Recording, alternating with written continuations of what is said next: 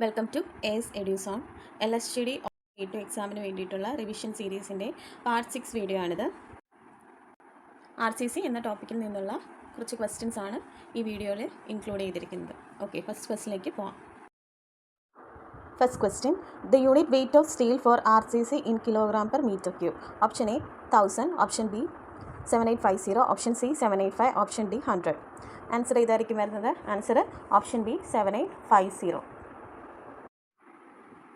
Okay, അപ്പോൾ unit weight different മെറ്റീരിയൽസിൻ്റെ unit weight എന്ന് നോക്കാം. ഫസ്റ്റ് വൺ എന്ന് പറയുന്നത് RCC ആണ്. RCCയുടെ ഫുൾ ഫോം എന്താണ്? Reinforced cement concrete. RCCയുടെ unit weight 2500 kilogram per metre cube. Kilogram per metre cube unit ശ്രദ്ധിച്ചോണം.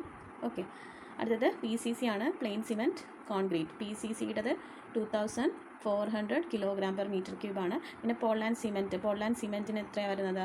1440 കിലോഗ്രാം പെർ മീറ്റർ ക്യൂബാണ്. പിന്നുള്ളതാണ് സ്റ്റീലിൻ്റെതാണ് ഇപ്പോൾ പറഞ്ഞത് 7850. ഓക്കെ, അടുത്ത question, the lowest grade of concrete that can be used for RCC work. Option A M15, option B M10, option C M20, option D M30. ഇവിടെ answer എത്ര വരുന്നത്? ആൻസർ ഓപ്ഷൻ സി M20 ആണല്ലേ answer. Okay, അപ്പോൾ minimum grade of concrete ഒന്ന് നോക്കിയിരിക്കാം. RCC വർക്ക്സിലാണെങ്കിൽ minimum grade of concrete കൊടുക്കുന്നത് M20 ആയിരിക്കും. PCCയിലാണെങ്കിൽ PCC വർക്കിന് വേണ്ടിയിട്ടാണെങ്കിൽ minimum grade of concrete M15 ആണ് യൂസ് ചെയ്യുന്നത്. പിന്നെ RCC ഫോർ വാട്ടർ ടാങ്കിലാണ് യൂസ് ചെയ്യുന്നതെങ്കിൽ വാട്ടർ ടാങ്കിന് വേണ്ടിയിട്ട് M30 ആണ് യൂസ് ചെയ്യുന്നത്. M30. ഓക്കെ, അടുത്തത് പ്രീ സ്ട്രെസ്ഡ് കോൺക്രീറ്റ്, അതായത് പ്രീ ടെൻഷനിങ്ങിൽ യൂസ് ചെയ്യുന്നത്, പ്രീ ടെൻഷനിങ് ആണെങ്കിൽ യൂസ് ചെയ്യുന്നത് M40യും പോസ്റ്റ് ടെൻഷനിങ്ങിലാണെങ്കിൽ M30 ആയിരിക്കും യൂസ് ചെയ്യുന്നത്. അടുത്ത question, size of broken stone used for PCC plain cement concrete for foundation. Option A 40 mm, option B 20 mm, option C 12 mm, option D 60 mm. Answer option A 40 mm ആണ്. Okay, ഈ clause ഒന്ന് നോക്കിപ്പോവാം. ഇത് IS 456 clause ആണ്. ഇവിടെ പറയുന്നുണ്ട് for most work 20 mm aggregate ആണ് use ചെയ്യുന്നത്.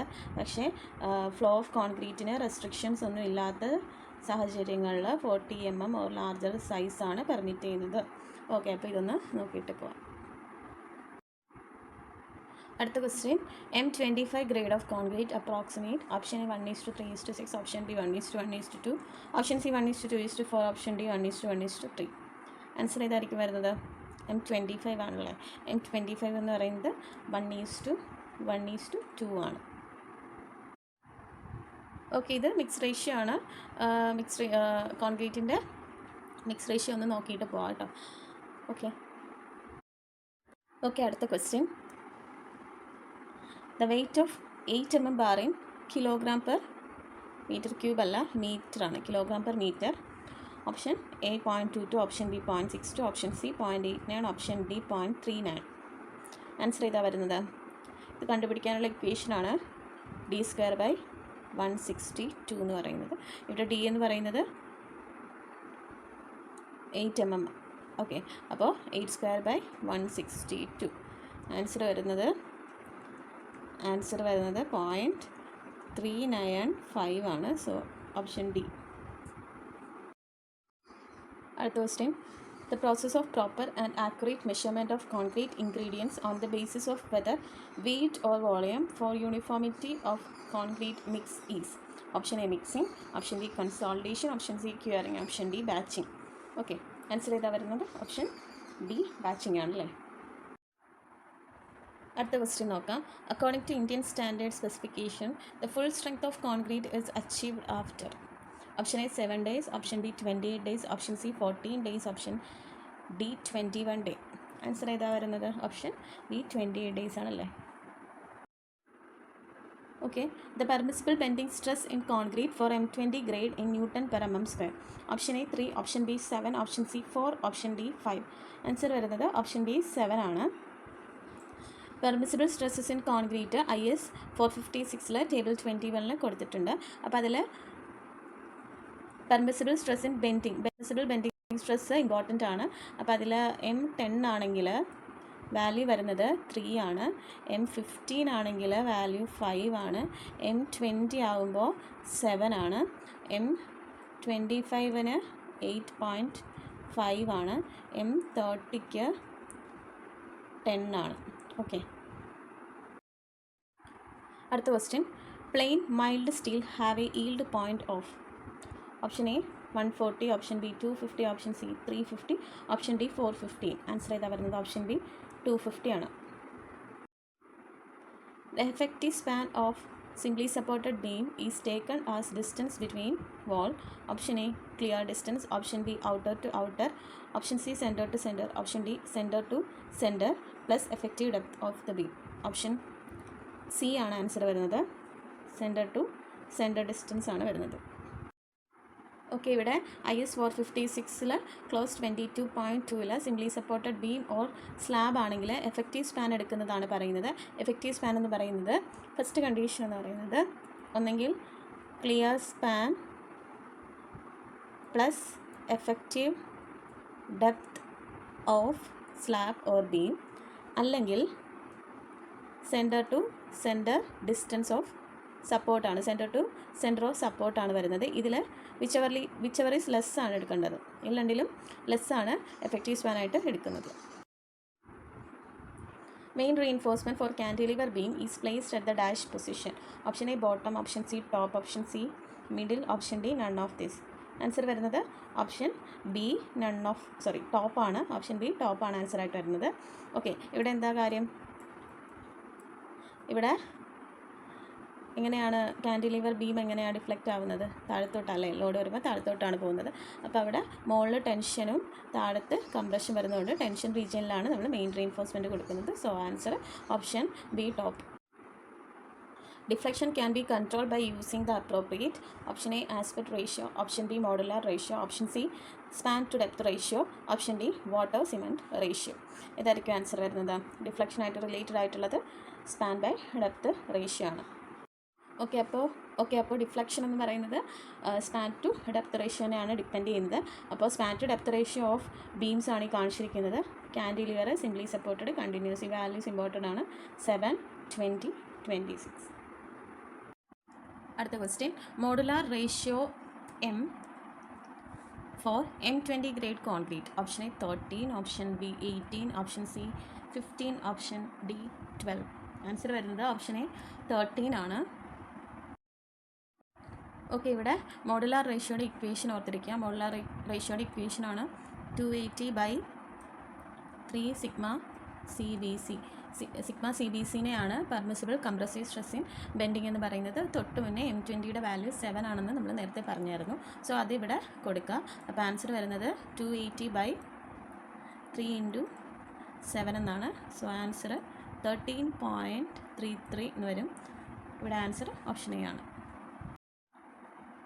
അടുത്ത question. If the actual neutral axis of a reinforced section is above the critical section, then the section is option A over reinforced, option D balanced section, option C under reinforced, option D none.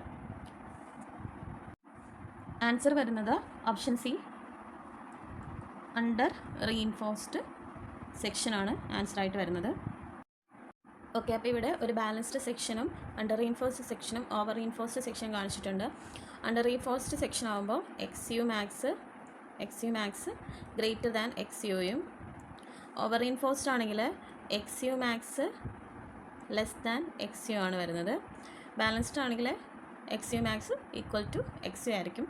Balanced section എന്ന് പറഞ്ഞാൽ കോൺക്രീറ്റും സ്റ്റീലും same ടൈമിലായിരിക്കും fail ആവുന്നത്. Okay, അതുപോലെ തന്നെ under reinforced എന്ന് പറഞ്ഞാൽ സ്റ്റീലാണ് അവിടെ കുറവുള്ളത്. അതുകൊണ്ട് തന്നെ ഫെയിലിയർ ആദ്യം സംഭവിക്കുന്നത് സ്റ്റീലിനായിരിക്കും. അവിടെ ഡക്റ്റൈൽ ഫെയിലിയർ ആണ് നടക്കുന്നത്. അതുകൊണ്ട് തന്നെ നമുക്കൊരു ക്ലിയർ വാർണിംഗ് ആദ്യം കിട്ടും. So most of the practical സെക്ഷൻസും അണ്ടർ റീഇൻഫോഴ്സ്ഡ് സെക്ഷൻസ് ആയിട്ടായിരിക്കും നമ്മൾ ഡിസൈൻ ചെയ്യുന്നത്. അടുത്തത് ഓവർ റീഇൻഫോഴ്സ്ഡ് ആണ്. ഓവർ റീഇൻഫോഴ്സ്ഡിൽ സ്റ്റീൽ സെക്ഷനിൽ കൂടുതലായിരിക്കും. അതുകൊണ്ട് തന്നെ ഫെയിലിയർ സംഭവിക്കുന്നത് കോൺക്രീറ്റിനായിരിക്കും. അവിടെ ബ്രിട്ടിലായിട്ടുള്ള സഡൻ ഫെയിലിയർ ആണ് സംഭവിക്കുന്നത്. അതുകൊണ്ട് തന്നെ വാർണിംഗ് സിഗ്നൽസ് ഒന്നും നമുക്ക് കിട്ടില്ല. സോ അവിടെ പ്രൈമറി കംപ്രഷൻ ആയിരിക്കും ഫെയിലിയർ ആയിട്ട് സംഭവിക്കുന്നത്. സോ ഇവിടുത്തെ ആൻസർ എന്ന് പറയുന്നത് എന്തായിരുന്നു? അണ്ടർ റീൻഫോഴ്സ്ഡ് സെക്ഷനാണ് ആൻസർ. അടുത്ത question, the nominal cover provided for concrete exposed to moderate exposure should not be less than option A 75 mm, option B 40 mm, option C 45 mm, option D 30 mm. ഇവിടുത്തെ answer എന്ന് പറയുന്നത് option D 30 mm ആണ്. Okay, ഇത് nominal concrete കവറിൻ്റെ values ആണ് തന്നിരിക്കുന്നത്. Exposure condition വെച്ചിട്ടുള്ള values ആണ്. മൈൽഡ് ആകുമ്പോൾ 20, മോഡറേറ്റ് ആകുമ്പോൾ 30, സിവിയർ ആകുമ്പോൾ 45, വെരി സിവിയർ 50, എക്സ്ട്രീം ആകുമ്പോൾ 75 ആണ് കൊടുക്കേണ്ടത്. പിന്നെ ഇവിടെ കുറച്ച് കാര്യങ്ങൾ പറഞ്ഞിട്ടുണ്ട്. അതായത് മെയിൻ റീഇൻഫോഴ്സ്മെൻറ്റ് 12 mm ഡയമീറ്റർ ആണ്. അതുപോലെ തന്നെ മൈൽഡ് എക്സ്പോഷർ കണ്ടീഷൻ ആണെങ്കിൽ nominal cover reduced by 5 mm ആണ്. അതുപോലെ തന്നെ കോൺക്രീറ്റ് കവർ ഒരിക്കലും ഡിവീറ്റ് ചെയ്യാൻ ±10 mm ഡിവീറ്റ് ചെയ്യാൻ പാടില്ല. അങ്ങനെ കുറച്ച് കാര്യങ്ങളൊക്കെയാണുള്ളത്. ഒന്ന് നോക്കിയിട്ട് പോകാം. ഓക്കെ, അപ്പോൾ ഇത് എൻവയറമെൻറ്റൽ എക്സ്പോഷർ കണ്ടീഷനാണ് കാണിച്ചിരിക്കുന്നത്. അപ്പോൾ ഈ ഒരു എക്സ്പോഷർ കണ്ടീഷൻ വെച്ചിട്ട് nominal cover, minimum grade of concrete ഒക്കെ പറയുന്നുണ്ട്. അപ്പോൾ അതിൻ്റെ ഒരു എക്സ്പോഷർ കണ്ടീഷൻ ഒന്ന് മനസ്സിലാക്കിയിരിക്കുന്നത് നല്ലതാണ്. അപ്പോൾ ഫസ്റ്റ് എന്ന് പറയുന്നത് മൈൽഡ് ആണ്. മൈൽഡ് എന്ന് പറയുമ്പോൾ ഇവിടെ നോക്കേണ്ട കീവേഡ് എന്ന് പറയുന്നത് പ്രൊട്ടക്റ്റഡ് എന്നുള്ളതാണ്. അതായത് വെതർ, അഗ്രസീവ് കണ്ടീഷൻ ഒന്നും തന്നെ വരുന്നില്ല. അതായത് അതിൽ നിന്നെല്ലാം തന്നെ പ്രൊട്ടക്റ്റഡ് ആയിട്ടുള്ള കണ്ടീഷനാണ് മൈൽഡ് എന്ന് പറയുന്നത്. കോസ്റ്റൽ ഏരിയ വരുന്ന കണ്ടീഷൻ ഇവിടെ എടുക്കില്ല. കോസ്റ്റൽ ഏരിയ ഇതിൽ ഇൻക്ലൂഡ് ചെയ്യുന്നില്ല. അപ്പം പ്രൊട്ടക്റ്റഡ് ആയിട്ടുള്ള കണ്ടീഷനാണ് മൈൽഡ് എന്ന് പറയുന്നത്. അടുത്തത് മോഡറേറ്റ് ആണ്. മോഡറേറ്റ് എന്ന് പറയുമ്പോൾ അവിടെ യൂസ് ചെയ്യേണ്ട കീവേഡ് എന്ന് പറയുന്നത് ഷെൽറ്റേർഡ് എന്നുള്ളതാണ്. ഓക്കെ, ഷെൽറ്റേർഡ് എന്ന് പറയുമ്പം ഇവിടെ സിവിയർ ആയിട്ടുള്ള റെയിനോ അതുപോലെ തന്നെ ഫ്രീസിങ് ഉണ്ടെങ്കിൽ അതിൽ നിന്നെല്ലാം ഷെൽറ്റേർഡ് ആയിട്ടുള്ള സ്ട്രക്ചറാണ് മോഡറേറ്റ് എന്ന് പറയുന്നത്. അതായത് നോർമൽ ആയിട്ടുള്ള ഒരു ഔട്ട്ഡോർ കണ്ടീഷൻ അല്ലെങ്കിൽ എക്സ്പോഷറാണ് മോഡറേറ്റിൽ വരുന്നത്. അതുപോലെ തന്നെ നോർമൽ വാട്ടറിൽ കോണ്ടാക്റ്റ് വരുന്ന കേസ്, അതുപോലെ നോൺ അഗ്രസീവ് സോയിൽ അല്ലെങ്കിൽ ഗ്രൗണ്ട് വാട്ടറിലേക്ക് കോണ്ടാക്റ്റ് വരുന്ന കേസ്, കോസ്റ്റൽ ഏരിയയിൽ തന്നെ സാച്ചുറേറ്റഡ് സോൾട്ട് എയർ വരുമ്പോൾ ഷെൽട്ടർ ചെയ്യുന്ന കണ്ടീഷൻ എല്ലാം തന്നെ വരുന്നത് മോഡറേറ്റ് ആണ്. അതുപോലെ water tank with clean water ആണെങ്കിൽ മോഡറേറ്റ് കണ്ടീഷനാണ് യൂസ് ചെയ്യേണ്ടത്. നോർമൽ RCC ബിൽഡിങ്ങിലെല്ലാം തന്നെ മോഡറേറ്റ് കണ്ടീഷനാണ് യൂസ് ചെയ്യേണ്ടത്. അടുത്തത് സിവിയർ ആണ്. സിവിയർ എന്ന് പറയുമ്പോൾ അവിടെ നോക്കേണ്ട കീവേഡ് എക്സ്പോസ്ഡ് എന്നുള്ളതാണ്. അതായത് നേരത്തെ പറഞ്ഞ മോഡറേറ്റിനെക്കാളും കുറച്ചും കൂടെ ഹാർഷ് ആയിട്ടുള്ള കണ്ടീഷനാണ്. അതായത് സിവിയർ ആയിട്ടുള്ള റെയിനിലേക്ക് എക്സ്പോസ്ഡ് ആവുന്ന കണ്ടീഷനാണ്. ഓൾട്ടർനേറ്റ് ആയിട്ടുള്ള വെറ്റിംഗ് ആൻഡ് ഡ്രൈ വരുന്ന കണ്ടീഷൻ, ഫ്രീസിങ് വരുന്ന കണ്ടീഷൻ, സീ വാട്ടറിൽ കംപ്ലീറ്റ്ലി ഇമേഴ്സ്ഡ് ആവുന്ന കണ്ടീഷൻ, കോസ്റ്റൽ ഏരിയയിലേക്ക് എക്സ്പോസ്ഡ് ആവുന്ന കണ്ടീഷൻ. അപ്പോൾ കോസ്റ്റൽ എൻവയൺമെൻറ്റിലൊക്കെ വരുന്നത് സിവിയർ ആയിട്ടുള്ള കണ്ടീഷനിലാണ്. ഓക്കെ, അതുപോലെ ഹൈ റെയിൻഫോൾ വരുന്ന കണ്ടീഷൻ, ഹൈ റെയിൻഫോൾ വരുന്ന ഏരിയാസിലുള്ള ബിൽഡിങ്, കോസ്റ്റൽ ഏരിയയിലുള്ള ബിൽഡിംഗ് എല്ലാം തന്നെ വരുന്നത് സിവിയർ എന്നൊരു എൻവയൺമെൻറ്റിലാണ്. അടുത്തത് വെരി സിവിയർ ആണ്. വെരി സിവിയർ എന്ന് പറയുമ്പോൾ അവിടെ നോക്കേണ്ടത് ഈ ഒരു സീ വാട്ടർ സ്പ്രേ അല്ലെങ്കിൽ കൊറോസീവ് ഫ്യൂംസ്, സിവിയർ ആയിട്ടുള്ള ഫ്രീസിങ് കണ്ടീഷനൊക്കെ വരുന്നതിലേക്ക് എക്സ്പോസ്ഡ് ആവുന്നതാണ്. അതുപോലെ തന്നെ അഗ്രസീവ് ആയിട്ടുള്ള സബ്സോയിൽ ഗ്രൗണ്ട് വാട്ടറിലേക്ക് ബെറി ചെയ്തിരിക്കുക അല്ലെങ്കിൽ കോണ്ടാക്റ്റിൽ വരുന്ന കണ്ടീഷൻ വരുന്ന കോൺക്രീറ്റ് വെരി സിവിയർ ആണ്. പിന്നുള്ളത് അതായത് കോസ്റ്റൽ ബ്രിഡ്ജസ് ഒക്കെ വരുന്നത് വെരി സിവിയർ കണ്ടീഷനിലാണ്. അടുത്തത് എക്സ്ട്രീം ആണ്. എക്സ്ട്രീം എന്ന് പറയുമ്പം ടൈഡൽ സോൺ വരുന്ന ഏരിയാസാണ്. പിന്നുള്ളത് അഗ്രസീവ് ആയിട്ടുള്ള കെമിക്കൽസ് ഒക്കെ വരുന്നു, ഡയറക്റ്റ്ലി കോണ്ടാക്റ്റിൽ വരുന്ന ഏരിയാസിലൊക്കെ യൂസ് ചെയ്യേണ്ടത് എക്സ്ട്രീം കണ്ടീഷനാണ്. ഓക്കെ, ഇത് minimum cement maximum water cement ratio, minimum grade of concrete for different exposure കണ്ടീഷനാണ് കാണിച്ചിരിക്കുന്നത്. Mild, moderate, severe, very severe, എക്സ്ട്രീമിൻ്റെ പ്ലെയിൻ സിമെൻറ്റിലും റീൻഫോഴ്സ്ഡ് കോൺക്രീറ്റിൽ വരുന്ന വാല്യൂസാണ് തന്നിരിക്കുന്നത്. ഇവിടുത്തെ മിനിമം ഗ്രേഡ് ഓഫ് കോൺക്രീറ്റ് ഒക്കെ ഒന്ന് നോക്കിയിട്ട് പോവാം. Cement content, maximum free water cement ratio ഒക്കെ ഇമ്പോർട്ടൻ്റ് ആണ്. അടുത്ത question, the percentage of steel as per IS recommendation in compression should not exceed. Option A 0.15%, option B 1.5%, option C 2.5%, option D 4%. Answer വരുന്നത് option D 4% ആണ്. Okay, ഇവിടെ ബീംസിൻ്റെ കാര്യവും കോളത്തിൻ്റെ കാര്യവുമാണ് കാണിച്ചിരിക്കുന്നത്. ബീംസിലാണെങ്കിൽ ടെൻഷൻ റീഇൻഫോഴ്സ്മെൻറ്റിൻ്റെ മിനിമം റീഇൻഫോഴ്സ്മെൻറ്റ് വാല്യൂ എന്ന് പറയുന്നത് 0.85 VD/FIയും maximum reinforcement 4% of gross area അല്ലെങ്കിൽ 0.04 BD.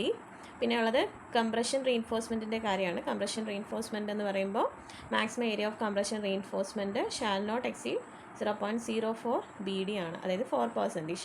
അടുത്തത് കോളമാണ്. കോളത്തിൻ്റെ അകത്താണെങ്കിൽ മാക്സിമം റീഇൻഫോഴ്സ്മെൻറ്റ് 6% ഓഫ് ഗ്രോസ് ഏരിയയും minimum reinforcement 0.8% of gross area ആണ് കൊടുക്കേണ്ടത്. ഇവിടെ സ്ലാബിൻ്റെ കണ്ടീഷനാണ് കാണിച്ചിരിക്കുന്നത്. സ്ലാബിൻ്റെ മിനിമം റീഇൻഫോഴ്സ്മെൻ്റ് ആണ് ഫസ്റ്റ് കാണിച്ചിരിക്കുന്നത്. മൈൽഡ് സ്റ്റീൽ റീഇൻഫോഴ്സ്മെൻ്റ് ആണെങ്കിൽ 0.15% ഓഫ് ടോട്ടൽ ക്രോസ് സെക്ഷനിലായിരിക്കും മിനിമം റീഇൻഫോഴ്സ്മെൻറ്റ്. ഇത് H/ST bar high strength deformed bars ആണെങ്കിൽ 0.12% ആയിട്ടാണ് മിനിമം റീഇൻഫോഴ്സ്മെൻറ്റ് കൊടുക്കേണ്ടത്. മാക്സിമം ഡയമീറ്റർ എന്ന് പറയുന്നത് shall not exceed 1/8 of total thickness of slab. Okay. The formwork from the sides of beam can be removed after option A 1 day, option B 4 days, option C 14 days, option D 7 days. Answer വരുന്നത് option A 1 day ആണ്. Stripping ടൈമാണ് കാണിച്ചിരിക്കുന്നത്. Form വർക്കിൻ്റെ stripping time എന്ന് പറയുന്നത് first എന്ന് പറയുന്നത് vertical formwork to column walls and beams ആണെങ്കിൽ 16 to 24 hour അല്ലെങ്കിൽ 1 day ആണ് എടുക്കുന്നത്. പിന്നെ ഉള്ളത് soffit formwork to സ്ലാബ്സിൽ പ്രോംസ് റിമൂവൽ ഓഫ് ഫോം വർക്കിന് ശേഷം റീഫിക്സ് ചെയ്യുന്ന കണ്ടീഷനിൽ 3 days ആണ് എടുക്കുന്നത്. പിന്നെ ഉള്ളത് ബീംസിൻ്റെ കണ്ടീഷനിൽ സെയിം കണ്ടീഷൻ ബീംസിൻ്റെ ആണെങ്കിൽ 7 day എടുക്കും. പിന്നെ proms to സ്ലാബിൽ spanning 4.5 meter 7 days ആണ്. 4.5 meterനേക്കാളും കൂടുതലാണെങ്കിൽ 14 days എടുത്തതിന് ശേഷമാണ് പ്രോംസ് റിമൂവ് ചെയ്യുന്നത്. പ്രോംസ് ടു ബീംസും ആർച്ചസ് ആണെങ്കിൽ സ്പാനിങ് അപ് ടു 6 meter ആണെങ്കിൽ 14 daysഉം ഓവർ 6 meter ആണെങ്കിൽ 21 days കഴിഞ്ഞിട്ടാണ് ഇത് സ്ട്രിപ്പ് ചെയ്യുന്നത്. അടുത്ത question. In RCC retaining wall, extra bars provided to satisfy the bearing pressure are known as option A torsion bars, option B double bars, option C anchor bars, option D main bars. Answer ഏതാ വരുന്നത്? Answer option B double bars ആണ്. Okay, അപ്പോൾ ഇത്രയും questions ആണ് ഈ പാർട്ടിൽ include ചെയ്തിരുന്നത്. Okay, thank you.